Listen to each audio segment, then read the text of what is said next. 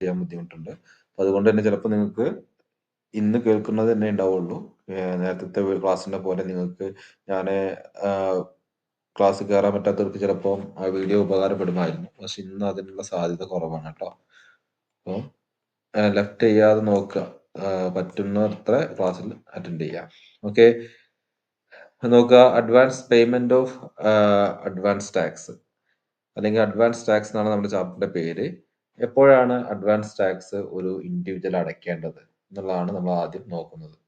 Okay, അപ്പോൾ നോക്കൂ. What is advance tax? എന്താണ് അഡ്വാൻസ് ടാക്സ് എന്ന് പറഞ്ഞാൽ സെക്ഷൻ 207 207 അഡ്വാൻസ് ടാക്സിനെ കുറിച്ച് പറയുന്നത്.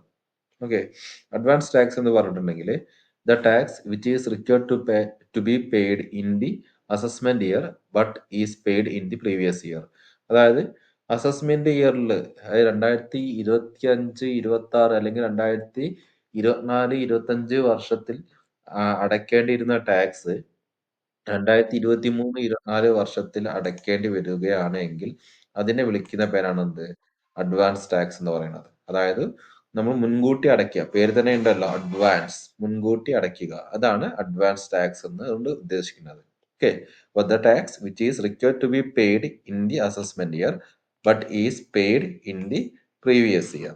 അതായത് പ്രീവിയസ് ഇയറിൽ തന്നെ എന്ത് ചെയ്യുന്നു? ടാക്സ് നൽകുകയാണ് എങ്കിൽ അതിനെ വിളിക്കുന്ന പേരാണ് അഡ്വാൻസ് ടാക്സ്. ക്ലിയർ? സാധാരണ നമ്മുടെ ഇൻകം ടാക്സിലെ നിയമം അനുസരിച്ചിട്ട് ഇൻകം ഉണ്ടാകുന്നത് പ്രീവിയസ് ഇയറിലും പ്രീവിയസ് ഇയർ ഉണ്ടാകുന്ന ഇൻകത്തിനെ നമ്മൾ ടാക്സ് ചെയ്യുന്നത് തൊട്ടടുത്ത വർഷം, അതായത് അസസ്മെന്റ് ഇയറിലുമാണ്. ഓക്കെ, പക്ഷെ അതിന് പകരം ഇൻകം ഉണ്ടാകുന്ന അതേ വർഷം തന്നെ ഇൻകത്തിന്റെ മുകളിൽ ടാക്സ് അടയ്ക്കുമ്പോൾ അതിനെ അഡ്വാൻസ് ടാക്സ് എന്ന് പറയുന്നു. ഓക്കെ, അപ്പം ഇനി നോക്കൂ. Is advance tax payable on all income? എല്ലാ ഇൻകത്തിനും അഡ്വാൻസ് ടാക്സ് അടയ്ക്കേണ്ടതുണ്ടോ? ഉണ്ടെന്നാണ് പറയുന്നത്. Yes, advance tax is payable on all income whether it can be estimated or not. For income like long time capital gain, short time capital gain, security transaction tax or gift, it is paid in the quarter in which income arises. അപ്പോൾ അതായത് ഇവിടെ പറയുന്നത് ഇതാണ്, എന്ത്? Income estimate ചെയ്യാൻ പറ്റുന്ന ഈ ഒരു കേസിലാണ് സാധാരണ അഡ്വാൻസ് ടാക്സ് അടയ്ക്കാറുള്ളത്. ഓക്കെ, പക്ഷെ അഡ്വാൻസ് ടാക്സ് എല്ലാ ഇൻകത്തിനും അടയ്ക്കേണ്ടതുണ്ടോ എന്ന് ചോദിച്ചാൽ എല്ലാ ഇൻകത്തിനും എന്ത് ചെയ്യണം? അഡ്വാൻസ് ടാക്സ് അടയ്ക്കണം. ഓക്കെ, അത് നമുക്ക് എസ്റ്റിമേറ്റ് ചെയ്യാൻ പറ്റുകയാണെങ്കിലും പറ്റാത്തതാണെങ്കിലും. ഫോർ എക്സാമ്പിൾ ഇപ്പം ഈ ക്യാപിറ്റൽ ഗെയിൻ എന്ന് പറയുന്ന കാര്യങ്ങളൊന്നും നമുക്ക് എസ്റ്റിമേറ്റ് മുൻകൂട്ടി എന്താണ് ഒരു എസ്റ്റിമേഷൻ എടുക്കാൻ സാധിക്കുന്ന ഒരു ഐറ്റം അല്ല ഈ ക്യാപിറ്റൽ ഗെയിൻ എന്നൊക്കെ പറയുന്ന ഐറ്റം. കാരണം അത് അസറ്റ് വിൽക്കുന്നു. അസറ്റ് വിൽക്കുമ്പോൾ നമുക്ക് ചിലപ്പോൾ ലാഭം ഉണ്ടാവും, ചിലപ്പോൾ ലാഭം ഉണ്ടാവാതിരിക്കാം. ഓക്കെ, അപ്പൊ മുൻകൂട്ടി എസ്റ്റിമേറ്റ് ചെയ്യാൻ പറ്റാത്ത ഒരു ഐറ്റത്തിന് ഐറ്റം ആയിട്ടുള്ള ലോങ് ടൈം ക്യാപിറ്റൽ ഗെയിനും അതുപോലെ തന്നെ ഷോർട്ട് ടൈം ക്യാപിറ്റൽ ഗെയിനും STT പെയ്ഡ് എന്ന് പറയുന്ന ഐറ്റം ഒക്കെ, ഗിഫ്റ്റ് മുൻകൂട്ടി നമുക്ക് പ്രവചിക്കാൻ പറ്റില്ല. എത്ര രൂപയുടെ ഗിഫ്റ്റ് കിട്ടും, കിട്ടുമോ ഒന്നും നമുക്ക് പ്രവചിക്കാൻ കഴിയില്ല. പക്ഷെ അങ്ങനെയുള്ള എല്ലാത്തിന്റെ മുകളിലും നമ്മൾ എന്ത് ചെയ്യണം? ഈ അഡ്വാൻസ് ടാക്സ് അടയ്ക്കാൻ ബാധ്യസ്ഥരാണ് എന്നാണ് പറയുന്നത്. ഓക്കെ, സെക്ഷൻ 207 അഡ്വാൻസ് ടാക്സിനെ കുറിച്ച് പറയുന്നത്. അപ്പോൾ വാട്ട് ഈസ് അഡ്വാൻസ് ടാക്സ് എന്ന് വെച്ചാൽ എന്താണ്? A tax which is required to be paid in the assessment year but is paid in the previous year. Okay, ഇനി സെക്ഷൻ 208 നോക്കുക. When does liability to pay advance tax arises? എപ്പോഴാണ് ഒരു വ്യക്തി advance tax അടയ്ക്കാൻ ബാധ്യസ്ഥനാകുന്നത്? നോക്കി. Section 208 പറയുന്നത് എന്താണ്? എപ്പോഴാണ് ഒരു വ്യക്തി അഡ്വാൻസ് ടാക്സ് അടയ്ക്കാൻ ബാധ്യസ്ഥനാകുന്നത്? അതിനെ കുറിച്ചുള്ള കാര്യങ്ങളാണ് സെക്ഷൻ 208 പറയുന്നത്. ഓക്കെ, അതിൽ ആരൊക്കെയാണ് അഡ്വാൻസ് ടാക്സ് അടയ്ക്കേണ്ടത്? Who is required to pay advance tax? ആരൊക്കെയാണ് അഡ്വാൻസ് ടാക്സ് അടയ്ക്കേണ്ടത്? എവരി പേഴ്സൺ, ഇൻഡിവിജ്വൽ ആയിക്കോട്ടെ, കമ്പനി ആയിക്കോട്ടെ, ആർട്ടിഫിഷ്യൽ ജുഡീഷ്യൽ പേഴ്സൺ ആയിക്കോട്ടെ, ഫേം ആയിക്കോട്ടെ, കോപ്പറേറ്റീവ് സൊസൈറ്റി ആയിക്കോട്ടെ, ആരും ആയിക്കോട്ടെ എന്ത് ചെയ്യണം? ഇൻകം ടാക്സ് ആക്ടിന് നിയമം അനുസരിച്ചിട്ട് പേഴ്സൺ എന്ന് പറയുന്ന കാറ്റഗറിയിൽ വരുന്ന എല്ലാവരും എന്താണ്? അഡ്വാൻസ് ടാക്സ് അടയ്ക്കുവാൻ ബാധ്യസ്ഥരായിട്ടുള്ളവരാണ്. When is advance tax is required? എപ്പോഴാണ് അഡ്വാൻസ് ടാക്സ് അടയ്ക്കേണ്ടത്? അടയ്ക്കേണ്ടത് എപ്പോഴാണെന്ന് വെച്ചിട്ടുണ്ടെങ്കിൽ if his estimated advance tax after reduction of TDS exceed ₹10,000. അതായത് അഡ്വാൻസ് ടാക്സ് നമ്മൾ എസ്റ്റിമേറ്റ് ചെയ്യുന്ന നമ്മുടെ എസ്റ്റിമേറ്റഡ് ഇൻകം 10,000 രൂപയ്ക്ക് മുകളിൽ വരുന്ന ആ ഒരു സാഹചര്യത്തിലാണ് എന്ത് ചെയ്യേണ്ടത്? അതായത് estimated tax liability, estimated income അല്ല, എസ്റ്റിമേറ്റഡ് ടാക്സ് ലയബിലിറ്റി 10,000 രൂപയ്ക്ക് മുകളിൽ വരുമ്പോൾ എന്ത് ചെയ്യണം? ആ വ്യക്തി അഡ്വാൻസ് ടാക്സ് അടയ്ക്കാൻ ബാധ്യസ്ഥനാണ്. അപ്പോൾ ഒരു വർഷത്തെ എൻ്റെ ടാക്സ് ബേർഡന് 10,000 രൂപയ്ക്ക് മുകളിൽ വന്നു എന്ന് വിചാരിക്കുക. അങ്ങനെ എന്തെങ്കിലും ഞാൻ എന്ത് ചെയ്യണം? ഞാൻ അഡ്വാൻസ് ടാക്സ് അടയ്ക്കാൻ ബാധ്യസ്ഥനാണ്. എനി എക്സംഷൻ അപ്പം ആർക്കെങ്കിലും എന്തെങ്കിലും ഇളവ് കിട്ടുമോ എന്നാ ചോദിക്കുന്നത്. യെസ്, ഇളവ് കിട്ടും. ആർക്കാ കിട്ടുക? All of the following conditions must be satisfied. താഴെ പറയുന്ന 2 കണ്ടീഷനും സാറ്റിസ്ഫൈഡ് ആകുന്ന ഒരാളാണ് എങ്കിൽ എന്ത് കിട്ടും? അഡ്വാൻസ് ടാക്സ് അടയ്ക്കുന്നതിൽ ഇളവ് കിട്ടും. എന്തൊക്കെയാണ് 2 കണ്ടീഷൻ? ഒന്ന്, the person is resident individual aged at least 60 years. 60 വയസ്സിന് മുകളിൽ പ്രായമുള്ള ഒരു റെസിഡന്റ് ഇൻഡിവിജ്വൽ ആണ് എങ്കിൽ ഒന്ന്. Then such an individual does not earn income from business or profession. അതുപോലെ തന്നെ അയാൾക്ക് ബിസിനസ്സിൽ നിന്നും അല്ലെങ്കിൽ പ്രൊഫഷണൽ ഇൻകം ഏൺ ചെയ്യാത്ത ഒരു വ്യക്തിയായിരിക്കണം. അപ്പം ചുരുക്കി പറഞ്ഞാൽ പ്രൊഫഷണൽ ഇൻകം ഏൺ ചെയ്യാത്ത അല്ലെങ്കിൽ ബിസിനസ് ഇൻകം ഏൺ ചെയ്യാത്ത 60 വയസ്സിന് മുകളിലുള്ള ഒരു വ്യക്തിയാണ് ഞാനെങ്കിൽ എന്ത് ചെയ്യേണ്ട ആവശ്യമില്ല? അഡ്വാൻസ് ടാക്സ് അടയ്ക്കേണ്ട ആവശ്യമില്ല. അല്ലാത്ത കേസിൽ എല്ലാവരും എന്ത് ചെയ്യണം? അയാളുടെ ടോട്ടൽ ഇൻകം അല്ല, അയാളുടെ ടാക്സ് ലയബിലിറ്റി TDS ഒക്കെ കഴിഞ്ഞതിന് ശേഷമുള്ള അയാളുടെ ടാക്സ് ലയബിലിറ്റി 10,000 രൂപയ്ക്ക് മുകളിൽ വരികയാണെങ്കിൽ എന്ത് ചെയ്യണം? അഡ്വാൻസ് ടാക്സ് നൽകണം. Okay, just minute.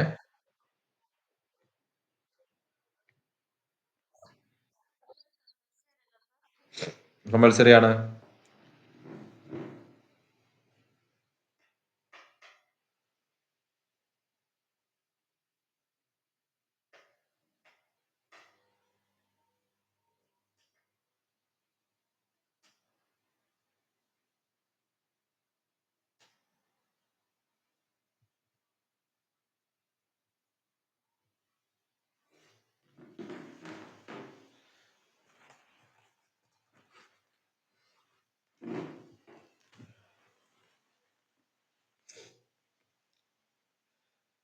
അത് കമ്പൽസറി തന്നെയാണ്. ഓക്കെ, അഡ്വാൻസ് ടാക്സ് അടയ്ക്കൽ കമ്പൽസറി ആണ്. നിയമപ്രകാരം നിർബന്ധമാണ് അഡ്വാൻസ് ടാക്സ് അടയ്ക്കൽ. അതായത് ഞാൻ പറഞ്ഞു എന്താണ് സെക്ഷൻ 208 അനുസരിച്ചിട്ട് ടാക്സ് അടയ്ക്കാൻ ലയബിൾ ആയിട്ടുള്ള വ്യക്തി നോക്കൂ, when does liability to pay advance tax arises. അതായത് ഒരു വ്യക്തി അഡ്വാൻസ് ടാക്സ് അടയ്ക്കാൻ ബാധ്യസ്ഥനാകുന്നത് എപ്പോഴാണ്? എപ്പോഴാണെന്നാണ് ഈ സെക്ഷൻ 208 പറയുന്നത്. എപ്പോഴാണ്? ആ വ്യക്തിയുടെ ടാക്സ് ലയബിലിറ്റി, അതായത് എസ്റ്റിമേറ്റഡ് ടാക്സ് ലയബിലിറ്റി എന്ന് പറഞ്ഞിട്ടുണ്ടെങ്കിൽ നമുക്ക് ഇൻകം ഉണ്ടായതിനു ശേഷമേ നമുക്ക് അറിയുള്ളൂ ഞാൻ എത്ര ടാക്സ് അടയ്ക്കേണ്ടത് എന്നുള്ളത്. പക്ഷെ ഇത് പറയുന്നത് എസ്റ്റിമേറ്റഡ് ടാക്സ് ലയബിലിറ്റി ആണ്. അതായത് റെഗുലർലി ടാക്സ് അടയ്ക്കുന്ന ഒരു വ്യക്തിക്ക് അടുത്ത വർഷം അയാൾ ഗവൺമെന്റിലേക്ക് എന്ത് ചെയ്യേണ്ടി വരും? ടാക്സ് അടയ്ക്കേണ്ടി വരും. അപ്പം അയാൾക്ക് അടുത്ത വർഷം ഉണ്ടാകാൻ പോകുന്ന ഇൻകം എത്രയാണെന്നുള്ളത് നമുക്ക് എസ്റ്റിമേറ്റ് ചെയ്യാൻ പറ്റും. അങ്ങനെ എസ്റ്റിമേറ്റ് ചെയ്യാൻ പറ്റുന്ന ആ ഇൻകത്തിന്റെ മുകളിലുള്ള ടാക്സ് ലയബിലിറ്റി 10,000 രൂപയ്ക്ക് മുകളിൽ വരികയാണ് എങ്കിൽ അങ്ങനെ വരുന്ന എല്ലാവരും എന്ത് ചെയ്യണം? അഡ്വാൻസ് ടാക്സ് അടയ്ക്കാൻ ബാധ്യസ്ഥരാണ്. അതിൽ ഒരു എക്സെപ്ഷൻ കിട്ടുന്നത് ആർക്ക് മാത്രമേ ഉള്ളൂ? 60 വയസ്സിന് മുകളിൽ പ്രായമുള്ള, അതായത് സീനിയർ സിറ്റിസൺ ആയിട്ടുള്ള ഒരു വ്യക്തി, അയാൾക്ക് ബിസിനസ് ഇൻകവും പ്രൊഫഷണൽ ഇൻകവും ഇല്ല എങ്കിൽ അയാൾ അഡ്വാൻസ് ടാക്സ് അടയ്ക്കേണ്ട ആവശ്യമില്ല. അത് തന്നെ അവർക്ക് ബിസിനസ് ഉണ്ടെങ്കിൽ അവർ അടയ്ക്കുകയും വേണം. ഓക്കെ, ബിസിനസ് ഇല്ലാത്തൊരു വ്യക്തി, ബിസിനസ്സോ പ്രൊഫഷണൽ ഇൻകോ ഇല്ലാത്തൊരു വ്യക്തിയാണെങ്കിൽ അയാൾക്ക് 60 വയസ്സിന് മുകളിൽ പ്രായമുണ്ട് എങ്കിൽ അവർ അടയ്ക്കേണ്ട. അല്ലാത്ത എല്ലാവരും അത് അടയ്ക്കാൻ ബാധ്യസ്ഥരാണ്. ഓക്കെ. ഇനി section 209 computation of advance tax. അപ്പൊ ഞാൻ അഡ്വാൻസ് ടാക്സിന്റെ കമ്പ്യൂട്ടേഷൻ എങ്ങനെയാന്നുള്ളത് ജസ്റ്റ് ഒരു എക്സാമ്പിൾ വെച്ച് ഇവിടെ ഞാൻ പ്രിപ്പയർ ചെയ്ത് വെച്ചിട്ടുണ്ട്. ഞാനത് പറയാം, നോക്കുക നിങ്ങൾ. സ്റ്റെപ്പ് 1, ഇത് സ്റ്റെപ്പ് ആണ് ഇതിനകത്ത് കൊടുത്തിട്ടുള്ളത്. അപ്പൊ നിങ്ങൾക്ക് computation of advance tax theory ചോദിക്കുകയാണെങ്കിൽ നിങ്ങൾക്ക് ഇതിന്റെ സ്റ്റെപ്സ് നിങ്ങൾ എന്താണ് ഈ കണ്ടന്റ് ഒഴിവാക്കിയിട്ട് അങ്ങനെ എഴുതിയാൽ മതി. സ്റ്റെപ്പ് 1 എന്താണ്? ഗ്രോസ് ടോട്ടൽ ഇൻകം കമ്പ്യൂട്ട് ചെയ്യുക. സ്റ്റെപ്പ് അതിൽ നിന്ന് എന്ത് ചെയ്യുക? ATC to ATU വരെയുള്ള ഡിഡക്ഷൻസ് മൈനസ് ചെയ്യുക. അപ്പൊ നമുക്ക് ടോട്ടൽ ഇൻകം കിട്ടും. ടോട്ടൽ ഇൻകത്തിൽ നിന്ന് എന്ത് ചെയ്യുന്നു? നമ്മള് ടാക്സ് കാണുന്നു. ടാക്സിന് മുകളിൽ സർചാർജ് എന്തെങ്കിലും ആഡ് ചെയ്യണമെങ്കിൽ അത് ചെയ്യുന്നു. ഓക്കെ, പിന്നെ ഹെൽത്ത് ആൻഡ് എഡ്യൂക്കേഷൻ ആഡ് ചെയ്യുന്നു. അങ്ങനെ നിങ്ങൾക്ക് അത് എക്സാമ്പിൾ വിത്ത് എക്സാമ്പിൾ ആയിട്ട് എക്സ്പ്ലെയിൻ ചെയ്യുകയാണെങ്കിൽ കൂടുതൽ മാർക്ക് കിട്ടും. അത് നിങ്ങളുടെ ക്വസ്റ്റ്യനിന് വരുന്ന ചോദ്യത്തിന് മാർക്കിനനുസരിച്ച് നിങ്ങൾ അങ്ങനെ ചെയ്യാം. അപ്പോ ഈ രീതിയിലാണ് നമ്മൾ അഡ്വാൻസ് ടാക്സിന്റെ ഒരു പ്രോബ്ലം ചോദിക്കുകയാണെങ്കിൽ നമ്മൾ ഏറ്റവും ആദ്യം ചെയ്യേണ്ടത്, അഡ്വാൻസ് ടാക്സിന്റെ പ്രോബ്ലം ആകുമ്പോൾ തന്നെ അതിനകത്ത് നമുക്ക് എന്താണ് 5 ഹെഡും അതുപോലെ തന്നെ എന്താണ് അങ്ങനെ എല്ലാം കൂടി ചെയ്യുന്ന ഒരു പ്രോബ്ലം ഉണ്ടാവില്ല. നമുക്ക് ടോട്ടൽ ഇൻകം വെച്ച് സ്റ്റാർട്ട് ചെയ്യുന്ന തരത്തിലുള്ള പ്രോബ്ലമേ ഉണ്ടാവുകയുള്ളൂ അഡ്വാൻസ് ടാക്സിന്റെ പ്രോബ്ലം ആണെങ്കിൽ. സാധാരണ അസസ്മെന്റ് ഓഫ് ഇൻഡിവിജ്വൽ എന്ന് പറയുമ്പോൾ അവിടെ നമുക്ക് സാലറി മുതൽ ലാസ്റ്റ് എല്ലാ ഹെഡും ATC ഡിഡക്ഷനും അങ്ങനെ എല്ലാം വരുന്നതായിരിക്കും എന്ത് അസസ്മെന്റ് ഓഫ് ഇൻഡിവിജ്വലിൽ വരിക. പക്ഷെ ഈ അഡ്വാൻസ് ടാക്സിന്റെ പ്രോബ്ലത്തിനകത്ത് നമുക്ക് ചോദിക്കുകയാണ് എങ്കിൽ ചോദ്യം വരിക നമുക്ക് സ്റ്റാർട്ടിംഗ് പോയിന്റ് ആയിട്ട് തന്നെ നമുക്ക് എന്ത് തന്നിട്ടുണ്ടാവും? ഗ്രോസ് ടോട്ടൽ ഇൻകവും ഡിഡക്ഷൻസ് ഒക്കെ തന്നിട്ടുണ്ടാവും. അപ്പൊ അത് വെച്ചിട്ട് നമുക്ക് ചെയ്തു തുടങ്ങിയാൽ മതിയാവും. ഓക്കെ, ഇവിടെ നോക്കുക, ഞാനൊരു എക്സാമ്പിൾ ആയിട്ട് എടുത്തിട്ടുള്ളത് ഒരു 10 lakh rupees എന്തുണ്ട്, എസ്റ്റിമേറ്റഡ് ഗ്രോസ് ടോട്ടൽ ഇൻകം ഉണ്ട്. എസ്റ്റിമേറ്റഡ് ആണ്, അതായത് 2024-25 വർഷത്തിൽ എനിക്ക് പ്രതീക്ഷിക്കുന്ന എന്റെ ഇൻകം ആണ് 10 ലക്ഷം രൂപ. ഓക്കെ, എസ്റ്റിമേറ്റഡ് ആണ്. ഓക്കെ, അതിൽ ഞാൻ 80-80 അനുസരിച്ചിട്ട് ഞാനൊരു 1 lakh rupees ഡിഡക്ഷൻ ക്ലെയിം ചെയ്യും. അതും എന്റെ എസ്റ്റിമേഷൻ ആണ്. Clear?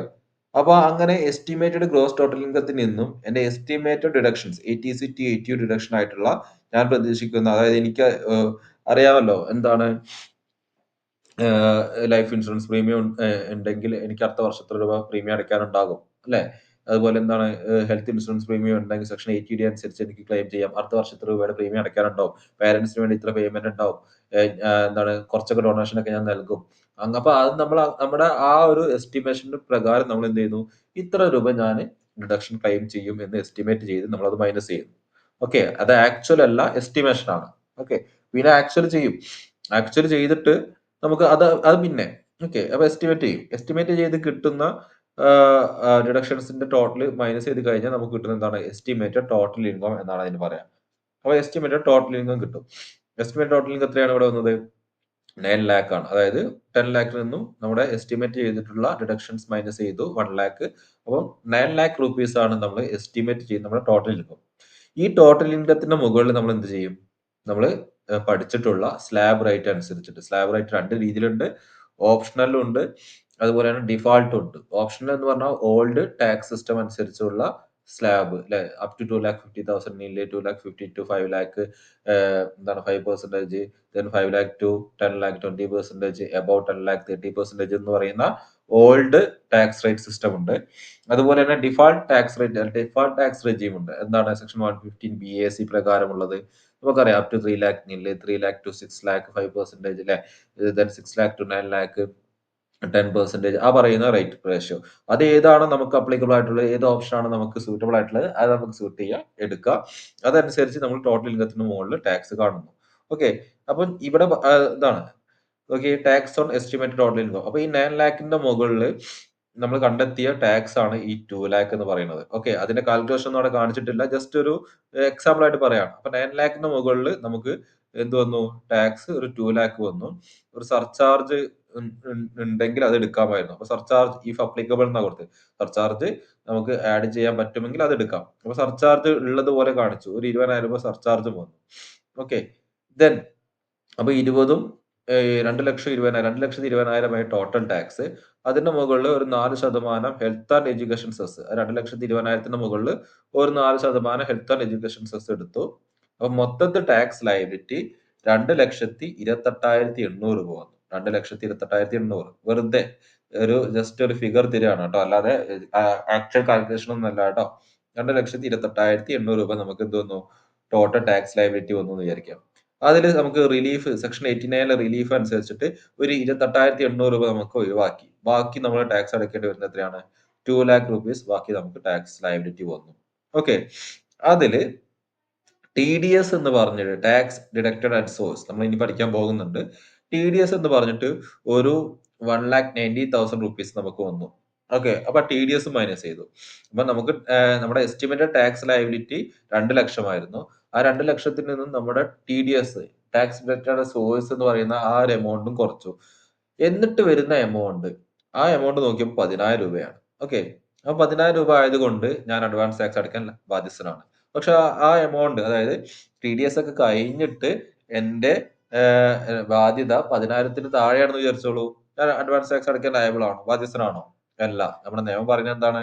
Estimated tax liability after TDS, TDS ഒക്കെ പിടിച്ചതിന് ശേഷം നമ്മുടെ ടാക്സ് ലയബിലിറ്റി 10,000 രൂപയ്ക്ക് മുകളിൽ വരികയാണ് എങ്കിൽ മാത്രം എന്ത് ചെയ്താൽ മതി, അഡ്വാൻസ് ടാക്സ് അടച്ചാൽ മതി, അല്ലെ? ഇവിടെ കണ്ടില്ലേ നിങ്ങൾ, ഈ the estimated tax liability after TDS exceed 10,000, 10,000 രൂപയ്ക്ക് മുകളിൽ വരികയാണെങ്കിൽ മാത്രം എന്ത് ചെയ്താൽ മതി, അഡ്വാൻസ് ടാക്സ് ചെയ്താൽ മതി. അപ്പൊ ഇതൊക്കെ ഇങ്ങനൊക്കെ ഈ കാൽക്കുലേഷൻ ഒക്കെ ചെയ്ത് കഴിഞ്ഞു.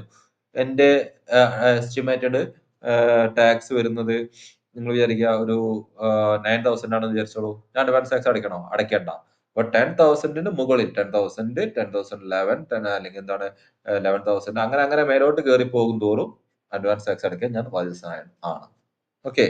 അപ്പൊ ഈ രീതിയിലായിരിക്കും അപ്പൊ ഇതൊരു സ്റ്റെപ്പായിട്ടും നിങ്ങൾ നോട്ടിൽ എഴുതി വെച്ചാൽ മതി.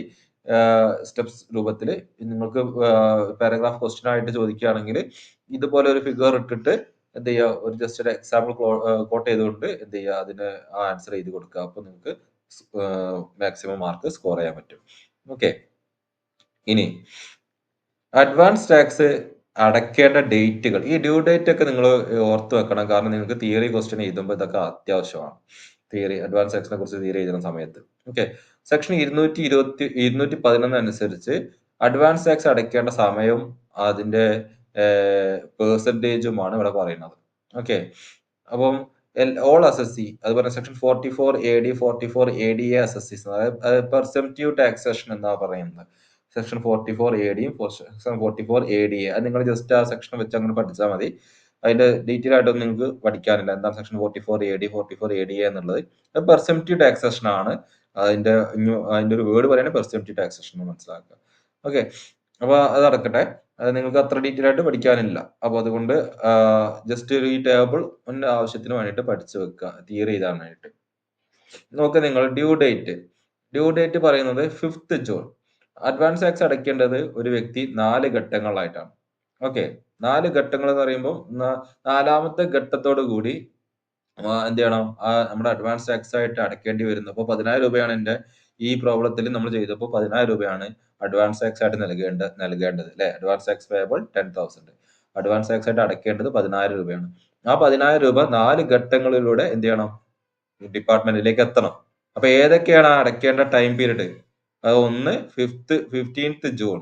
15th ജൂൺ എന്ന് പറയുമ്പോൾ എന്താണ്, ജൂൺ 15-ന് എന്ത് ചെയ്യണം, അഡ്വാൻസ് ടാക്സ് അടയ്ക്കേണ്ട എസ്റ്റിമേറ്റഡ് ടാക്സ് ലയബിലിറ്റിയുടെ 15% എന്ത് ചെയ്യണം, അഡ്വാൻസ് ടാക്സ് ആയിട്ട് ഗവൺമെന്റിലേക്ക് എത്തണം. ഓക്കെ. ജൂൺ 15-ന് കേട്ടോ. ദെൻ 44 AD 44 ADA അനുസരിച്ച് ഉള്ള ആളുകളാണെങ്കിൽ ഇത് ചെയ്യണ്ട, അവർക്ക് അഡ്വാൻസ് ടാക്സ് അടയ്ക്കേണ്ട. ആ ഒരു ജൂൺ 15 അഡ്വാൻസ് ടാക്സ് അവർ അടയ്ക്കേണ്ട. ഓക്കെ. ദെൻ അത് ജൂൺ 15th അടച്ചു കഴിഞ്ഞാൽ പിന്നെ അടുത്ത അടയ്ക്കേണ്ടത് സെപ്റ്റംബറിലാണ്. സെപ്റ്റംബർ 15-ന് വീണ്ടും അഡ്വാൻസ് ടാക്സ് അടയ്ക്കണം. ആ ടൈമിൽ അടയ്ക്കേണ്ടത് 45% 45% എന്ന് പറയുമ്പോൾ 40% അല്ല അടയ്ക്കേണ്ടത്. ആ ഡേറ്റിൽ അടയ്ക്കേണ്ടത് 30%. ഓക്കെ. ആ ഡേറ്റ് ആകുമ്പോൾ മൊത്തത്തിൽ ഗവൺമെന്റിന്റെ കയ്യിൽ 45% അഡ്വാൻസ് ടാക്സ് എത്തണം. മനസ്സിലായോ? അങ്ങനെയാണ് മനസ്സിലാക്കേണ്ടത് കേട്ടോ. അതായത് നേരത്തെ ഒരു 15% അടച്ചിട്ടുണ്ട്. എന്തിന്? ജൂൺ 15-ന്. പ്ലസ് ഒരു 30% കൂടി വരുമ്പോഴാണ് ഈ 45 ആവുക. അപ്പോൾ സെപ്റ്റംബർ 15-ന് അടയ്ക്കേണ്ടത് എത്രയാണ്? 30% ഗവൺമെന്റിലേക്ക്. ക്ലിയർ? പക്ഷേ ഗവൺമെന്റിലേക്ക് സെപ്റ്റംബർ 15 ആകുമ്പോൾ മൊത്തത്തിൽ എത്ര എത്തണം?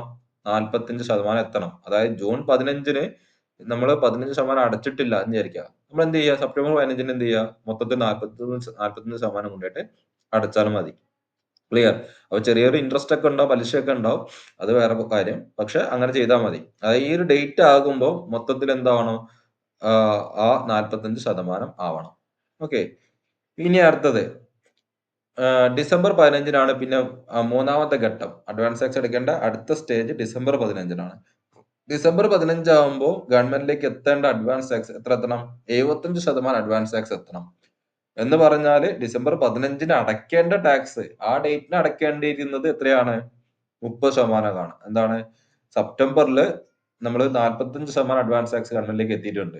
അപ്പൊ ഇനി 75% ആവണമെങ്കിൽ ഇനി ഒരു 30% കൂടി അടച്ചാൽ മതി. ക്ലിയർ? അപ്പം ഡിസംബർ എന്താ പറയാ 15 ആകുമ്പോൾ ഗവൺമെന്റിലേക്ക് അടയ്ക്കേണ്ടത് 30%. ആ 30% കൂടി ഡിസംബർ 15-ന് അടച്ചു കഴിഞ്ഞാൽ ഗവൺമെന്റിലേക്ക് മൊത്തത്തിൽ എത്ര എത്തിയിട്ടുണ്ടാവും? 75% അഡ്വാൻസ് ടാക്സ് എത്തിയിട്ടുണ്ടാവും. ആ രീതിയിലാണ് അത് മനസ്സിലാക്കേണ്ടത് കേട്ടോ. അപ്പോൾ വേണമെങ്കിൽ ഞാൻ ജസ്റ്റ് ഇവിടെ ഒരു ബ്രാക്കറ്റ് കൊടുക്കാം. ഇവിടെ ഈ കേസിൽ എത്രയാ? 30% അല്ലെ. ദെൻ അടുത്ത കേസിൽ അടയ്ക്കേണ്ടതും എത്ര തന്നെയാണ്? സെയിം 30% തന്നെയാണ് അടുത്ത പീരീഡിൽ അടയ്ക്കേണ്ടത്. ഇനി നാലാമത്തെ സ്റ്റേജിൽ അടയ്ക്കേണ്ടതോ? നാലാമത്തെ സ്റ്റേജ് ആകുമ്പോഴേക്കും 100% അഡ്വാൻസ് ടാക്സും ഗവൺമെന്റിലേക്ക് എത്തണം. നാലാമത്തെ സ്റ്റേജ് എന്ന് പറഞ്ഞിട്ടുണ്ടെങ്കിൽ മാർച്ച് 15-നാണ്. മാർച്ച് 15 ആകുമ്പോഴേക്കും ഗവൺമെന്റിന് 100% കിട്ടേണ്ട അഡ്വാൻസ് ടാക്സ് എമൗണ്ട് കിട്ടിയിരിക്കണം. ഓക്കെ. അതിനർത്ഥം മാർച്ച് 15 എന്ന് പറഞ്ഞ ഡേറ്റിൽ അടയ്ക്കേണ്ടത് 100% എന്നല്ല. ആ ഡേറ്റിന് അടയ്ക്കേണ്ട എമൗണ്ട് എത്രയാണ്? 25% ക്ലിയർ. അതായത് മാർച്ച് 15 ആകുമ്പോൾ നമ്മൾ ആ ഡേറ്റിന് 25% അടിച്ചു കഴിഞ്ഞാൽ എന്താവണം? മൊത്തത്തിൽ 100% ടാക്സ് ഗവൺമെന്റിലേക്ക് എത്തണം. അപ്പോ ഞാൻ മുന്നത്തെ ഇൻസ്റ്റാൾമെന്റ് ആയിട്ട് അടയ്ക്കേണ്ട സമയങ്ങളിൽ അടയ്ക്കാൻ വിട്ടുപോയിട്ടുണ്ട് എങ്കിൽ, ഫോർ എക്സാമ്പിൾ ജൂണിൽ ഞാൻ അടിച്ചില്ല, സെപ്റ്റംബറിൽ അടിച്ചില്ല, ഡിസംബറിൽ അടിച്ചില്ല. എന്നിട്ട് മാർച്ചിൽ കൊണ്ടുപോയിട്ട് 25% അടിച്ചാൽ മതിയോ? പോരാ. അങ്ങനെ ആവുമ്പോൾ മാർച്ചിൽ എന്ത് ചെയ്യേണ്ടി വരും? 100% അടയ്ക്കേണ്ടി വരും. ഞാൻ കൃത്യമായിട്ട് ഇൻസ്റ്റാൾമെന്റ് ആയിട്ട് അടയ്ക്കുന്ന ഒരു വ്യക്തിയാണ് എങ്കിൽ എന്ത് ചെയ്താൽ മതി? ആ ഒരു വ്യത്യാസം അടച്ചാൽ മതി. അതുകൊണ്ടാണ് ഇവിടെ ഈ 15, 45, 75, 100 എന്ന് ഇട്ടത്. കാരണം എന്താണ്? ചിലപ്പോ ഡിസംബർ 15 ഞാൻ അടയ്ക്കാൻ പോകുന്നു. അടയ്ക്കാൻ പോകുന്ന സമയത്ത് ഡിസംബർ 15 എന്റെ കോൺട്രിബ്യൂഷൻ ശരിക്കും 30% ഉള്ളൂ. പക്ഷെ ഞാൻ അതിനു മുമ്പ് അടയ്ക്കേണ്ടിയിരുന്ന 2 സ്റ്റേജിലും ഞാൻ അടച്ചിട്ടില്ല എങ്കിൽ ഡിസംബർ 15 ഞാൻ എത്ര തന്നെ അടയ്ക്കണം? 75% തന്നെ അടയ്ക്കണം. ക്ലിയർ. അപ്പം അത് നമ്മുടെ കോമൺ സെൻസ് ഉപയോഗിച്ച് മനസ്സിലാക്കുക ആ കാര്യം. Clear. Then section 44 AD 44 AD അനുസരിച്ചുള്ള റെപ്രസെന്റേറ്റീവ് ടാക്സ് അടയ്ക്കേണ്ട വ്യക്തികളാണെങ്കിൽ അവർക്ക് ആദ്യത്തെ 3 ഘട്ടത്തിൽ അടയ്ക്കേണ്ട, പക്ഷെ ഫൈനൽ സ്റ്റേജിൽ 4ാമത്തെ ഘട്ടത്തിൽ എന്ത് ചെയ്യണം? അവര് 100% എമൗണ്ട് ഗവൺമെന്റിലേക്ക് അഡ്വാൻസ് ടാക്സ് ആയിട്ട് അടയ്ക്കണം. ക്ലിയർ. ആ ടേബിൾ ക്ലിയർ അല്ലേ?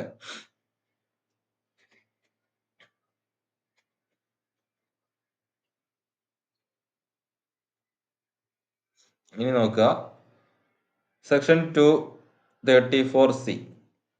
ഈ സെക്ഷൻ 234C പ്രകാരം എന്താണ്? ഞാൻ പറഞ്ഞു മുകളില് ഒന്നാമത്തെ സ്റ്റേജില്, 2ാമത്തെ സ്റ്റേജ്, 3 സ്റ്റേജ്, 4 സ്റ്റേജ്, അങ്ങനെ 4ാമത്തെ സ്റ്റേജോട് കൂടി 100% ഗവൺമെന്റിലേക്ക് ടാക്സ് എത്തേണ്ടതുണ്ട് നമ്മുടെ നിയമം അനുസരിച്ചിട്ട്. പക്ഷേ ടാക്സ് അങ്ങനെ എത്തിയില്ല എന്ന് വിചാരിക്കാം. അങ്ങനെ നമ്മൾ അടയ്ക്കാൻ നേരം വൈകി കഴിഞ്ഞാൽ എന്തെങ്കിലും പ്രശ്നമുണ്ടോ? പ്രശ്നമുണ്ട്. നേരം വൈകി കഴിഞ്ഞിട്ടുണ്ടെങ്കിൽ നമ്മൾ എന്ത് ചെയ്യേണ്ടി വരും? ഇൻട്രസ്റ്റ് അടയ്ക്കേണ്ടി വരും. പലിശ നൽകേണ്ടി വരും. അപ്പൊ അതെങ്ങനെയാണെന്നുള്ളതാണ് ഇവിടെ പറയുന്നത്. നോക്കി, 15th ജൂണിൽ നമ്മൾ അടയ്ക്കേണ്ടിയിരുന്ന ടാക്സ് 15%. ഓക്കെ. 15th ജൂണിൽ ഗവൺമെന്റിലേക്ക് നമ്മൾ അടയ്ക്കേണ്ടിയിരുന്നത് 15%. ഓക്കെ. ദെൻ 15th ജൂണിൽ നമ്മൾ 15% അടച്ചില്ല. അപ്പൊ നോക്കുക, ഇഫ് അറ്റ്ലീസ്റ്റ് 12% പെയ്ഡ്, നമ്മൾ 15% അടയ്ക്കേണ്ടിയിരുന്നു. പക്ഷെ നമ്മൾ 10% അല്ലെങ്കിൽ ഒരു 12% വരെ നമ്മൾ അടച്ചെന്ന് വിചാരിച്ചോളൂ. ഓക്കെ. അഡ്വാൻസ് ടാക്സ് ആയിട്ട് ജൂൺ 15 നമ്മൾ അടയ്ക്കേണ്ടിയിരുന്നത് 15%. പക്ഷെ അതിൽ നമ്മളൊരു 12% വരെയെങ്കിലും അടച്ചു എങ്കിൽ നമുക്ക് പലിശ ഒന്നും വരില്ല. പക്ഷെ നമ്മൾ അടച്ചത് ഒരു 11%, ഒരു 10% എങ്കിൽ അവിടെ ഒരു ഡിഫറൻസ് ഉണ്ടല്ലോ. അതായത് അടയ്ക്കേണ്ടിയിരുന്ന 15%വും അടച്ചിട്ടുള്ളത് എത്രയാണ്? 10%. അപ്പോൾ 5% ഡിഫറൻസ് വന്നു. അതാണ് ഷോർട്ട് ഫാൾ എന്ന് പറയുന്നത്. എത്രയാണോ നമ്മൾ അടയ്ക്കേണ്ടിയിരുന്ന ആ ഡിഫറൻസ്, അടയ്ക്കേണ്ടിയിരുന്ന എത്രയാണോ അത്, അവിടെ ഉണ്ടാകുന്ന ഡിഫറൻസ് ഉണ്ടല്ലോ, ഷോർട്ട് ഫാൾ. അതായത് 15ലേക്ക് എത്താൻ എത്ര വ്യത്യാസമുണ്ട്? ക്ലിയർ. 15% ആവാൻ എത്ര വ്യത്യാസമുണ്ട്? അപ്പൊ ഷോർട്ട് ഫാൾ കണ്ടുപിടിക്കുക. A - B ചെയ്യുക. അതായത് A എന്ന് പറഞ്ഞാൽ എന്താണ്? 15%. ദെൻ നമ്മൾ അടച്ചത് B 10%. അപ്പൊ 5% അവിടുത്തെ ഷോർട്ട് ഫാൾ. ഓക്കെ. അത് കണ്ടെത്തുക. ദെൻ അത് കണ്ടെത്തിയതിന് ശേഷം എന്ത് ചെയ്യണം? ആ ഷോർട്ട് ഫാൾ ഇൻറ്റു എത്രയാണ് നമ്മൾ അടയ്ക്കാത്തത് എമൗണ്ട്, അത് ഇൻറ്റു 1% ഇൻറ്റു 3. ആ എമൗണ്ട് എത്രയാണോ അത് നമുക്ക് പലിശയായിട്ട് വരും. ക്ലിയർ. അപ്പൊ എത്രയാണോ നമുക്ക് ഷോർട്ട് ഫാൾ വന്നിട്ടുള്ളത് അതിന്റെ 1% ഇൻറ്റു 3. അത്രയും എമൗണ്ട് നമ്മൾ അടയ്ക്കുന്ന ആ എമൗണ്ട് അടയ്ക്കാൻ വൈകും തോറും അത്രയും എമൗണ്ട് നമ്മൾ എന്ത് ചെയ്യണം? ഗവൺമെന്റിലേക്ക് പലിശയായിട്ട് നൽകേണ്ടി വരും. ഓക്കെ. ക്ലിയർ. അപ്പൊ പക്ഷേ 12% കൂടുതൽ അടിച്ച ഇൻട്രസ്റ്റ് കൊടുക്കേണ്ട ആവശ്യമില്ല. അതായത് 15% ഗവൺമെന്റ് പറയുന്നുണ്ട് ജൂൺ 15 ഇൻട്രസ്റ്റ് അടയ്ക്കണം എന്നുള്ളത്.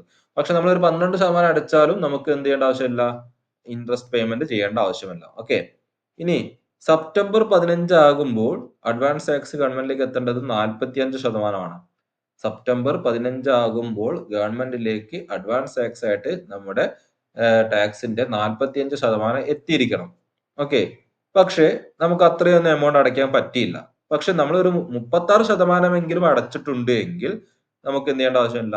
ഇൻട്രസ്റ്റ് ഒന്നും അടയ്ക്കേണ്ട ആവശ്യമില്ല. ഓക്കെ. പക്ഷേ 36% അടച്ചില്ല എന്ന് വിചാരിക്കാം. അങ്ങനെയെങ്കിൽ ഗവൺമെന്റ് എന്ത് ചെയ്യും? നമ്മളുടെ കയ്യിൽ നിന്നും പലിശ മേടിക്കും, ഇൻട്രസ്റ്റ് മേടിക്കും. ഇൻട്രസ്റ്റ് എങ്ങനെ മേടിക്കുക? നേരത്തെ ചെയ്ത പോലെയാണ് A-B. അതായത് അടയ്ക്കേണ്ടിയിരുന്നത് 45% പക്ഷെ അടച്ചത് എത്രയാണ്? അടച്ചത് ഒരു 35%. അപ്പൊ 10% ഡിഫറൻസ് വന്നു അല്ലെ? 45 മൈനസ് 35 10% ഡിഫറൻസ് വന്നു. ആ ഡിഫറൻസ് 10% എന്ന് പറയുന്നത് ഒരു 50,000 രൂപയാണെന്ന് ഇരിക്കുക. അപ്പൊ 50,000 ഇൻറ്റു 50,000ത്തിന്റെ 1%, ഓക്കെ, ഇൻറ്റു 3. അത് എത്രയാണ് എമൗണ്ട് വരുന്നത്? അത് ഗവൺമെന്റിലേക്ക് പലിശയായിട്ട് ഇൻട്രസ്റ്റ് ആയിട്ട് നൽകേണ്ടി വരും. ക്ലിയർ? അതാണ് 45%. ഇനി നോക്കിയേ, 15 ഡിസംബർ അതായത് ഡിസംബർ 15 ആകുമ്പോൾ ഗവൺമെന്റിലേക്ക് അഡ്വാൻസ് ടാക്സ് ആയിട്ട് 75% എത്തണം. ഓക്കെ, അവിടെ യാതൊരു റിലാക്സേഷനും ഇല്ല. നേരത്തെ ഒന്നാമത്തെ കാറ്റഗറിയിലും, അതായത് ജൂൺ 15നും സെപ്റ്റംബർ 15ന്റെ കേസിൽ നമുക്ക് ഒരു റിലാക്സേഷൻ തന്നിട്ടുണ്ട്. ഒരു 12% അടിച്ചാലും നമുക്ക് ടാക്സ് എന്ത് ചെയ്യണ്ട, പലിശ കൊടുക്കേണ്ട ആവശ്യമില്ല. ഒരു 36% അടിച്ചാലും നമുക്ക് പലിശ കൊടുക്കേണ്ട ആവശ്യമില്ല. പക്ഷേ ഡിസംബർ 15ന്റെ കേസിൽ ഡിസംബർ 15ന് 75% ഗവൺമെന്റിലേക്ക് എത്തണം. അത് എത്തിയിട്ടില്ല എങ്കിൽ അവിടെ യാതൊരു റിലാക്സേഷൻ, 75 എന്നുള്ളത് ഒരു 86% അടച്ചാൽ ഇൻട്രസ്റ്റ് ഇല്ല, അങ്ങനെയൊന്നും പറയുന്നില്ല. 66% അടച്ചാൽ ഇൻട്രസ്റ്റ് ഇല്ല എന്ന് അങ്ങനെ ഒരു നിയമം ഇവിടെ പറയുന്നില്ല. ഓക്കെ, അവിടെ ആ ഡിസംബർ 15 ആകുമ്പോൾ കൃത്യം 75% ഗവൺമെന്റിലേക്ക് അഡ്വാൻസ് ടാക്സ് എത്തണം. എത്തിയിട്ടില്ല എങ്കിൽ യാതൊരു റിലാക്സേഷനും ഇല്ല. നമ്മൾ അടയ്ക്കാത്ത എമൗണ്ട് എത്രയാണോ, ആ ഷോർട്ട് ഫാൾ എത്രയാണോ അത് നമ്മൾ കണ്ടുപിടിക്കും. A-B വെച്ച് അത് കണ്ടുപിടിക്കും. അത് ഇൻറ്റു 1% ഇൻറ്റു 3 ഗവൺമെന്റിലേക്ക് ടാക്സ് അടച്ചിരിക്കണം. ടാക്സ് അല്ല, ഇൻട്രസ്റ്റ് നൽകേണ്ടി വരും. ഓക്കെ, ദെൻ മാർച്ച് 15 ആകുമ്പോഴേക്കോ, മാർച്ച് 15 ആകുമ്പോഴേക്കും 100% അഡ്വാൻസ് ടാക്സ് ഗവൺമെന്റിലേക്ക് എത്തണം. അങ്ങനെ എത്തിയിട്ടില്ല എങ്കിൽ അവിടെയും റിലാക്സേഷൻ ഒന്നുമില്ല. അതുകൊണ്ട് തന്നെ എത്രയാണോ നമ്മൾ അടയ്ക്കാത്ത ടാക്സ് എമൗണ്ട്, ആ എമൗണ്ടിന്റെ 1% ഇൻറ്റു 3 ഇൻട്രസ്റ്റ് പലിശയായിട്ട് ഗവൺമെന്റിലേക്ക് അല്ലെങ്കിൽ ഡിപ്പാർട്ട്മെന്റിലേക്ക് നമ്മൾ അടയ്ക്കാൻ ബാധ്യസ്ഥരാണ്. ക്ലിയർ? അപ്പം അഡ്വാൻസ് ടാക്സുമായി ബന്ധപ്പെട്ട ഇൻട്രസ്റ്റിന്റെമായി ബന്ധപ്പെട്ട പ്രൊവിഷൻസ് ചിലപ്പോൾ ചോദിക്കാം. ഓക്കെ, അപ്പോ ഈ ഒരു ടേബിളായിട്ട് വരച്ചു വെക്കുകയോ അത് പാരഗ്രാഫ് ആയിട്ട് എഴുതുകയോ എങ്ങനെയാ വെച്ചാൽ നിങ്ങളുടെ ഇഷ്ടത്തിന് അത് ചെയ്യുക. ഓക്കെ, ഇത് പഠിക്കണം, നിർബന്ധമാണ്. അഡ്വാൻസ് ടാക്സിന്റെ ഈ പോർഷൻസ് തിയറി ചോദിക്കാം. അപ്പോൾ ആ തിയറിയിൽ നിങ്ങൾക്ക് ഉൾപ്പെടുത്താവുന്ന പ്രധാനപ്പെട്ട കണ്ടന്റുകൾ എന്ന് പറയുന്നത് ഞാൻ ആദ്യം കാണിച്ചിട്ടുള്ള എന്താണ് അഡ്വാൻസ് ടാക്സ് എന്ന് എഴുതുക. ഓക്കെ, അഡ്വാൻസ് ടാക്സ് ഏതൊക്കെ ഇൻകത്തിന് അഡ്വാൻസ് ടാക്സ് അടയ്ക്കണം എന്ന് എഴുതുക, ആർക്കൊക്കെ അഡ്വാൻസ് ടാക്സ് അടയ്ക്കാൻ ബാധ്യസ്ഥരാണ് എഴുതുക, എപ്പോഴാണ് അഡ്വാൻസ് ടാക്സ് അടയ്ക്കേണ്ടത് എന്നുള്ളത് എഴുതുക ആ പാരഗ്രാഫിനകത്ത്. ദെൻ അഡ്വാൻസ് ടാക്സിൽ നിന്ന് ഒഴിവ് കിട്ടുന്നത്, എക്സംഷൻ കിട്ടുന്ന ആർക്കാണെന്ന് എഴുതാം. ക്ലിയർ? പിന്നെ അഡ്വാൻസ് ടാക്സ് അടയ്ക്കേണ്ട ടൈം പീരീഡ് എങ്ങനെയാണെന്ന് എഴുതാം. ഓക്കെ, അറിയാലോ ടൈം പീരീഡ്, അത് എഴുതാം. പിന്നെന്ത് എഴുതാം? അഡ്വാൻസ് ടാക്സിന്റെ ടൈം പീരീഡ് എഴുതാം. അതിന് ഇൻട്രസ്റ്റ് കാൽക്കുലേഷൻ എങ്ങനെയാണെന്ന് വെച്ചാൽ അത് എഴുതാം. അപ്പൊ അത്രയും കാര്യങ്ങൾ എഴുതി തന്നെ നല്ലൊരു പാരഗ്രാഫ് ആയി. ഓക്കെ, ഇനി നോക്കുക, ഇൻട്രസ്റ്റ് പേയബിൾ. അപ്പൊ അഡ്വാൻസ് ടാക്സുമായി ബന്ധപ്പെട്ടിട്ട് ഇൻട്രസ്റ്റ് നമ്മളെ കണ്ടുപിടിക്കാൻ നമ്മളോട് എഴുതി. ഇനി ഇൻട്രസ്റ്റ് പേയബിൾ എന്ന് പറഞ്ഞിട്ട് ഒരു 3 സെക്ഷൻ പറയുന്നുണ്ട്. Section 234A, 234B, 234C, ABC, 234 ABC. Okay, അപ്പൊ 234A പറയുന്നത് എന്താണ്? ROI എന്ന് പറഞ്ഞെങ്കിൽ സാധാരണ അക്കൗണ്ടിങ് സ്റ്റുഡൻസ് അല്ലെങ്കിൽ കൊമേഴ്സ് സ്റ്റുഡൻസ് പറയാ റിട്ടേൺ ഓൺ ഇൻവെസ്റ്റ്മെന്റ് എന്നാ പറയാ. ഇവിടെ റിട്ടേൺ ഓൺ ഇൻകം എന്നാണ് ഇൻകം ടാക്സിൽ അതിന്റെ ഫുൾ കേട്ടോ. Return on income.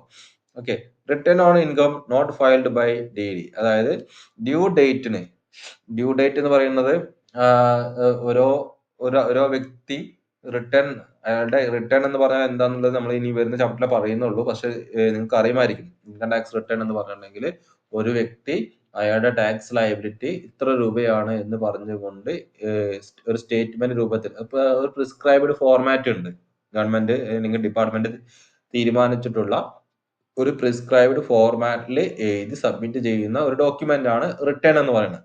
ഓക്കെ, അപ്പൊ ROI, return on income not filed by default date അല്ലെങ്കിൽ ഡ്യൂ ഡേറ്റ് എന്ന് പറഞ്ഞാൽ സബ്മിറ്റ് ചെയ്യേണ്ട സമയത്തിന്. അപ്പൊ സബ്മിറ്റ് ചെയ്യേണ്ട സമയത്തിന് റിട്ടേൺ ഓൺ ഇൻകം സബ്മിറ്റ് ചെയ്തില്ല എന്ന് വിചാരിക്കാം. അങ്ങനെയെങ്കിൽ നമുക്ക് വരുന്ന ഇൻട്രസ്റ്റ് എങ്ങനെയാണ്? Due date to filing date. Due date, അതായത് ഇൻട്രസ്റ്റ് വരുന്നത് ഏത് സമയം വരെയാണ്? നമ്മള് റിട്ടേൺ ഗവൺമെന്റിലേക്ക് നൽകേണ്ടത് ഇപ്പൊ ജൂലൈ 30-നാണ് സാധാരണ ഒരു ഇൻഡിവിജ്വൽ ഒക്കെ എന്ത് ചെയ്യേണ്ടത്, ഗവൺമെന്റിലേക്ക് ഇൻകം ടാക്സ്, എന്റെ ഈ വർഷത്തെ ഇൻകം ടാക്സ് ലയബിലിറ്റി ഇത്രയാണെന്ന്